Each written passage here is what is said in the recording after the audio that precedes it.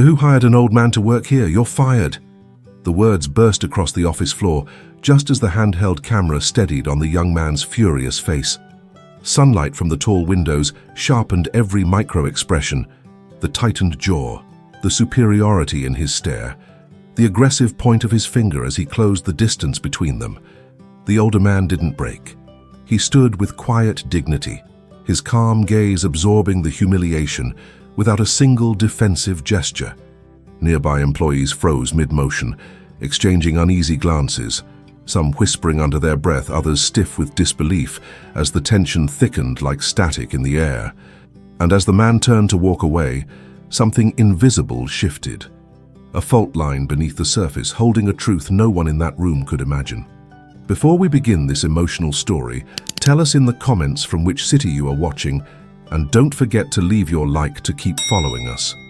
The office still hummed with the soft blend of keyboards and distant printers when the young man's voice cut through everything like a blade. "Who hired an old man to work here? You're fired." The words hit the air with such force that even the fluorescent lights seemed to flicker. The young man, Lucas, took 2 sharp steps forward, his polished shoes clicking against the floor, his finger leveled like an accusation he'd been waiting all morning to throw. His anger wasn't wild. It was controlled, practiced, almost routine, the kind born from years of knowing no one would dare push back. Across from him, the older man didn't shrink. Robert stood steady, his posture held by something deeper than pride, something like endurance. He wore simple clothes, the kind that belonged to a man who valued usefulness over appearances. His grey beard caught the sunlight as he breathed through the humiliation, his eyes holding an unwavering calm. The employees closest to the scene froze mid-motion. A woman near the copy machine brought her hand to her mouth. A man behind a monitor leaned forward, tension stiffening his shoulders. A whispered, "What is he doing?" rippled somewhere behind the desks. Robert didn't speak. He didn't try to defend himself. He simply accepted the moment with the quiet dignity of someone who had survived far worse than a public dismissal in a glass-walled office on a Wednesday morning. Lucas scoffed at the silence. "Nothing to say? Figures." He pressed his palm to his chest, feigning offense. "This is a company of innovation, not a retirement home. We don't need dead weight wandering around slowing us down." A few employees looked away, pretending to be busy, pretending they hadn't heard the cruelty in his voice. But Lucas thrived on being watched. His father, the CEO, had left for a 2-week trip, and Lucas had stepped into the building wearing a suit tailored to confidence and entitlement. For the first time, he had power, and he was determined to show it. Robert finally looked around the room, not searching for empathy but acknowledging the silence. His eyes met a few co-workers who quickly dropped their gazes. Then he turned back to Lucas, offering a small, nearly imperceptible nod. "Very well," he said quietly. The simplicity of the words irritated Lucas. He wanted resistance. He wanted something to crush. Instead, he got calm acceptance. Robert stepped back, turned slowly, and walked toward the exit. His shoes made almost no sound on the floor, but each step felt heavier than the last. Not because he feared losing the job, but because of what the office didn't know, the 77% they didn't see, the signature no one recognized, the truth sealed behind years of anonymity and distance. As he reached the glass door, he placed his hand on the handle and paused for a split second, long enough for one person in the room, a young woman named Chloe, to notice the tremor he hid beneath the calm. She couldn't explain why, but something in her chest tightened as she watched him disappear through the doorway. A silence followed, thick and unsettled. It clung to the walls even after Lucas straightened his tie and smirked, convinced he had done something important. But beneath that silence, the first crack in the company's future had already begun to spread. Robert stepped into the hallway, the door closing behind him with a hush. Outside the office, the building's quiet was almost soothing, like stepping out of a storm and realizing you were still whole. He exhaled slowly, his breath brushing past a heaviness he had carried for years. He walked toward the elevator, ignoring the sting in his chest. He had faced louder voices. He had endured worse disrespect. Yet something about Lucas's arrogance, so reminiscent of another man from years ago, made his steps feel strangely familiar, as if he'd walked this humiliation once before. The elevator chimed, opening to an empty car. He stepped inside, pressed the ground floor button, and leaned slightly against the rail. The doors slid closed, capturing his reflection. A man weathered not by age, but by choices no one in that office knew. He whispered to himself, still the same fire in him, just like... His voice faded. The elevator stopped. The doors opened to the lobby, warm with afternoon light. He walked toward the building's main doors, nodding politely to the receptionist, who always greeted him with a timid smile. Today she looked at him with a trace of confusion, as if she sensed something off. "Have a good afternoon, Mr. Thompson," she said. He paused for half a second. Thompson, the name he had used for years. The name that kept him invisible even while owning most of the company above. "You too," he replied gently. When he stepped outside, the wind carried the distant noise of traffic. The city stretched around him, indifferent and alive. He tightened the strap of the worn leather bag slung over his shoulder and began walking toward the small community center where he volunteered twice a week. It grounded him. It reminded him who he wanted to be, not who he had been forced to become. A block away, his phone buzzed. A message from Grace, the director of the center. "Are you still coming today? We need you for the evening meals." He typed back, "Yes, I'll be there in 20 minutes. Helping others had become his quiet redemption. A place where his name didn't matter, where he wasn't judged for past decisions or mistakes, where he wasn't a majority shareholder hiding in plain sight. As he turned the corner, the sun slid behind a cloud, cooling the street. He walked past the bus stop in New York, where he had once spent long winter evenings years earlier, unnoticed and forgotten, long before the company existed, long before the decisions that fractured his family. A sudden ache pulled at him, not from the firing, but from the face he had seen in Lucas. The same sharpness, the same impatience, the same pain buried so deep it disguised itself as arrogance. He reached the community center door, gripping the handle lightly before stepping inside. The warmth of the place washed over him, carrying voices, laughter, and the clatter of volunteers preparing dinner for struggling families. This quiet corner of the city was where he felt human, not wealthy, not powerful, just present. But what he didn't know was that someone from the office had followed him, and her steps were approaching the door. Chloe hesitated outside the community center, pressing her fingers into the strap of her purse as she gathered courage. She had left the office quietly, unnoticed among the chatter of employees who tried pretending nothing unusual had happened. But the image of Robert's steady gaze and Lucas's cruel outburst refused to leave her mind. She peeked through the glass panel on the door. Inside, she saw him arranging trays, his movements humble and deliberate as if each gesture held meaning. He looked entirely different here, lighter, almost gentler, like the office persona had been a thin layer he wore only out of necessity. Taking a deep breath, she pushed the door open.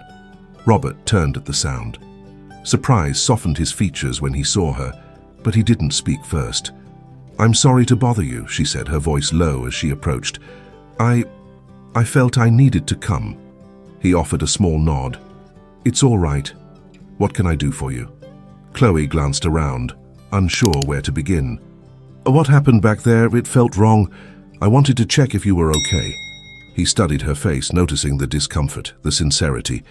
She wasn't there out of nosiness. She was there because something in her refused to let the moment pass untouched. "I appreciate that," he said, "but I'm fine. I've handled harder days." She shifted her weight. "Still, no one deserves that kind of humiliation, especially not someone who..." She stopped, realizing she didn't know anything else about him. "Someone who what?" he asked gently. She swallowed. "Someone who didn't do anything wrong."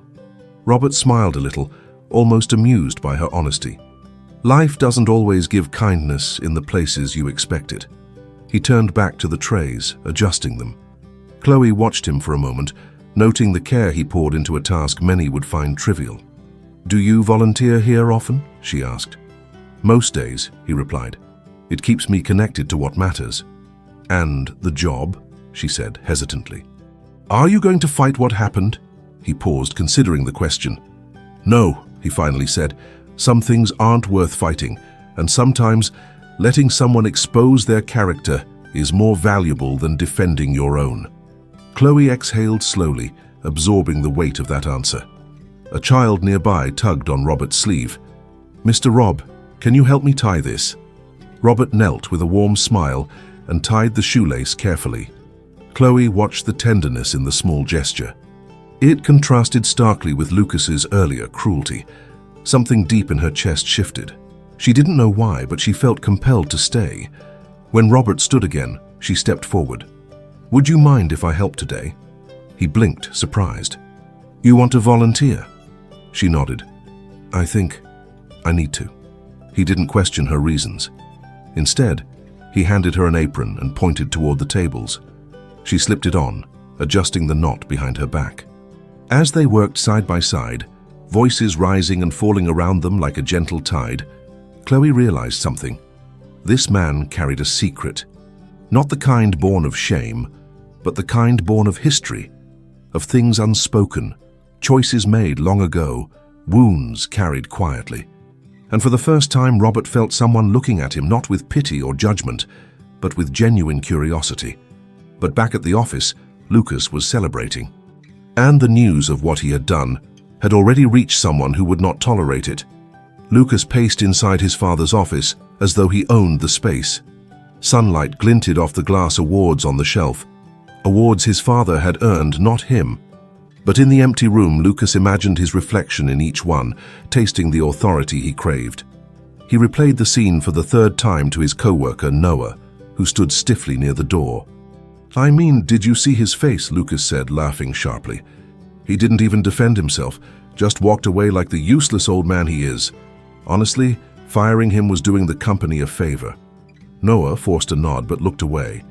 "Still, maybe you could have talked to him privately." Lucas scoffed. "Why?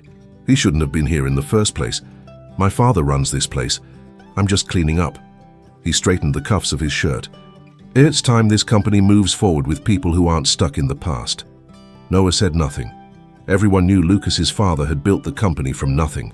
Everyone also knew Lucas had done nothing to earn authority except share the man's last name. Lucas sat in the CEO's chair, spinning it slightly. When Dad comes back, he'll see how much better things run without all the baggage. Noah hesitated before speaking. "Your father values loyalty." Lucas waved a dismissive hand. "He values results, and I delivered one."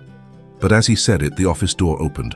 A senior executive, Emily, the head of finance, stepped inside, her expression strained. "Lucas, we need to talk, now." He smirked. "If this is about the firing, save it. I already handled that." Her jaw tightened. "Yes, and that's exactly the problem." Lucas rose, irritation flashing in his eyes. "Excuse me?" Emily's voice dropped to a heavy, controlled tone. "Do you even know who you fired?" Lucas shrugged. "Some old guy in cheap clothes." The room fell into a suffocating silence. Noah swallowed hard. Emily closed the door behind her and stepped fully inside, her voice now coated with urgency. "That man owns 77% of this company." Lucas blinked. "What?" She continued. "He's the silent majority shareholder. The board knows him as Robert Thompson on paper, but that's not his real last name. But Lucas didn't hear the rest. His mind churned, replaying every second of the humiliation, every word he had thrown at the man, every arrogant gesture. His blood ran cold. "Where is he?" Lucas whispered. Emily crossed her arms. "Based on schedule records, he left for the community center on 8th Avenue, and if he tells the board what happened today..." Lucas didn't wait to hear the consequences. He grabbed his jacket and rushed out of the office, panic clawing up his throat. For the first time in years, the young man who walked through the hallway didn't look like someone in control. He looked like someone drowning. The evening rush had begun at the community center. Volunteers moved between tables with warm meals, children laughed in corners, and the aroma of baked bread drifted through the air. Robert worked quietly, setting down plates with a calm grace that seemed to soothe the people around him. Chloe moved beside him, handing out drinks. She watched how people greeted him.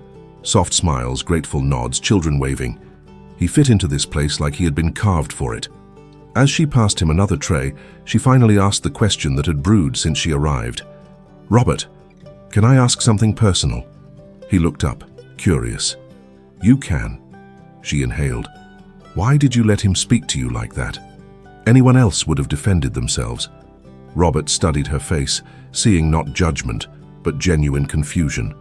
He spoke softly. "Sometimes the loudest person in the room is the one who knows the least. Fighting them only feeds the fire." "But he disrespected you," she insisted, "and that says more about him than about me." Chloe opened her mouth to respond, but before she could, the doors to the center burst open. Lucas stepped inside, breathless, scanning the room with frantic eyes. People turned. The room fell quiet. Robert froze, not out of fear, but out of a sudden, painful recognition of the face storming toward him. The same face he once watched as a child ran through a backyard years ago. The same face he had lost through time, distance, and choices that still haunted him. Chloe whispered, "Why is he here?" Robert didn't answer. Lucas stopped a few feet away, his chest rising, his voice trembling between anger and desperation. "We need to talk," he said. Robert stood still, his expression unreadable. Children watched in silence. Volunteers exchanged tense glances. Chloe stepped slightly in front of Robert, instinctively protective. Lucas glared at her. "This is family business." The words struck the air like a struck match. Chloe turned slowly toward Robert, shock widening her eyes. "Family?" Robert closed his eyes briefly, as if steadying himself against the weight of a truth he had never planned to reveal. "Not here. Not like this." When he opened them again, he looked straight at Lucas. "What do you want?" he asked quietly. Lucas's throat bobbed. "You can't just walk out like that." Robert raised an eyebrow. "I believe you told me to." Lucas shook his head, panic cracking his composure. "I didn't know who you were." The silence that followed wrapped around the room, thick and unyielding. Chloe looked between them, her heart pounding. Children stared. Volunteers hovered. And Robert, calm, dignified, quietly broken, finally spoke the words that began to unravel the life he had built in shadows. "You didn't know," he said softly, "because I made sure you wouldn't." Lucas's face twisted with confusion and anger and something deeper. Hurt. "Why?" he asked, voice almost breaking. "Why would you hide who you are from me?" Robert swallowed, the past tightening around his bones. "Because," he whispered, "I was afraid you would grow up to become exactly the man you were today." The room felt smaller as Lucas stood before Robert, breath unsteady, eyes darting between the man he had humiliated and the man he now realized he barely knew. Conversations around them faded into whispers, then into silence. Even the children paused, sensing something fragile in the air. Robert rubbed his palms together slowly, as if grounding himself. "You came here angry," he said. "But anger is never your first feeling. So what is it?" Lucas blinked hard. "You lied to me. My whole life." Robert's jaw tightened, not in defensiveness, but in sorrow. "I stayed away because your mother asked me to, because I was building a company that consumed everything I had left, and because when I finally came back, you didn't want me." A flicker crossed Lucas's face, an old memory, one he had buried deep. A door closed in a hallway, a boy refusing a hug, a man walking away too quickly. Robert continued, voice quiet but unwavering. "So I watched from afar. I made sure you and the company would always be safe, but I didn't want you to grow up thinking success came from a name you inherited. I wanted you to become a man on your own." Lucas swallowed hard. "Then why work under a fake name? Why hide here?" "Because I needed to see the company as it really was," Robert said. "Not through reports, through people, through work, through truth." "And today," Lucas whispered. Robert looked at him, eyes tired. "Today I saw the part of you I hoped would never return." Lucas's breath broke. For the first time, the arrogance melted, exposing a man who wasn't cruel by nature, just lost. "I don't want to be him," Lucas said. "I just didn't know how else to be." Chloe watched them, breath caught somewhere between pain and relief, sensing the moment was shifting into something raw enough to rebuild, if they chose to. A volunteer gently guided the children toward the back room, giving the men space. The door clicked softly behind them, leaving a stillness that felt almost sacred. Lucas ran a trembling hand through his hair. I made a fool of myself.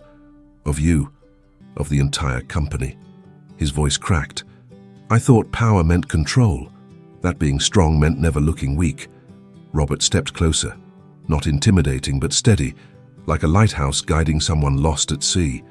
Strength, Robert said, is admitting when you're wrong.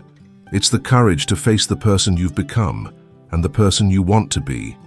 Lucas's eyes shone, but he blinked the tears back stubbornly. I don't deserve forgiveness. Forgiveness isn't a reward, Robert replied gently. It's a beginning. Chloe watched them, her heart softening. She had seen the worst of Lucas earlier, but she was seeing the wounded parts now, the ones he hid with cruelty. She stepped forward cautiously. Lucas, will people make mistakes, she said. What matters is what you do after. He nodded slowly, finally understanding how small and hollow his earlier power display had been. If the board finds out, he said softly, I could lose everything. Robert exhaled. You should lose something. Lucas winced. But not everything, Robert continued. Confusion flickered across Lucas's face. Why help me? Robert's gaze softened. Because you're my son, and because saving you matters more than saving a title. Lucas covered his eyes for a moment, fighting the weight of those words. I don't know how to fix this, he whispered. You start, Robert said, by learning, listening, serving. Not sitting in a glass office, but standing where people need you. Lucas looked around the center. The warmth, the humility, the shared humanity. His voice came out small. Then let me stay, tonight. Let me help. Robert hesitated only a second, then nodded. For the first time, father and son worked side by side. The evening wound down with quiet, meaningful work. Lucas handed out meals, carried trays, and sat with families who thanked him with soft smiles he didn't feel worthy of. It humbled him in a way the office never had. Robert watched discreetly, noting the small transformations, the slower speech, the careful movements, the silent apologies buried in every gesture. He saw not perfection, but effort, and that was enough. When the last tables were cleaned, Chloe approached them with 3 cups of warm tea. You two should talk, she said gently, handing them the drinks before stepping away. Outside, the city hummed under a soft blanket of dusk. Streetlights flickered to life as Robert and Lucas stood on the sidewalk, steam rising from their cups. Lucas spoke first. I don't expect to be welcomed back to the office after what I did. Robert shook his head. Facing the consequences doesn't mean you're finished. Lucas looked down. Will you tell the board? Robert took a slow sip. No. Lucas's head snapped up. Not yet, Robert clarified. You need time to grow, to work, to prove that today was a turning point, not a pattern. Lucas breathed out shakily. I won't waste it. You will stumble, Robert said, but I'll be watching, not as a shadow, but as your father. Lucas's throat tightened. Robert continued. Tomorrow, you go to the office, you gather the team. You apologize to every person who saw what you did to me, and you start leading, not from arrogance, but from service. Lucas nodded slowly, absorbing the weight of the task. I will. They stood in silence until Lucas whispered, Thank you for not giving up on me. Robert placed a hand on his son's shoulder, small, steady, decades overdue. Redemption, he said softly, begins with one honest step. And tonight, both of them finally took it. In the weeks that followed, Lucas returned to the office a different man. His apologies were sincere, his tone quieter, his decisions grounded not in pride but in purpose. Employees who once feared him began to see a new version, one shaped not by entitlement but by humility. Robert reintroduced himself to the board, no longer hiding. His presence brought stability, but he did not reclaim the title he once held. Instead, he created a mentorship program within the company, offering second chances to struggling students and homeless fathers searching for a path forward. His silent life of service now became the company's heartbeat. Chloe watched the transformation unfold with quiet admiration, growing close to both men in ways none of them had expected. The company changed. The culture changed. And in time, Lucas grew into the leader Robert had once hoped he would become. 1 year later, A small plaque appeared in the lobby, dedicated to second chances, quiet dignity, and the courage to grow. Next to it stood a framed photo of father and son at the community center, smiling, honest, whole. Some stories aren't about victory. They are about redemption, forgiveness, and the kindness that rebuilds a family brick by fragile brick. Thank you for staying with us until the end of this heart-touching story. Tell us in the comments which moment touched you the most. Subscribe and turn on the bell to receive more stories that inspire and transform. Leave a like if you believe in the invisible strength of kindness, dignity, and family. And thank you for being part of this community that believes in stories with soul.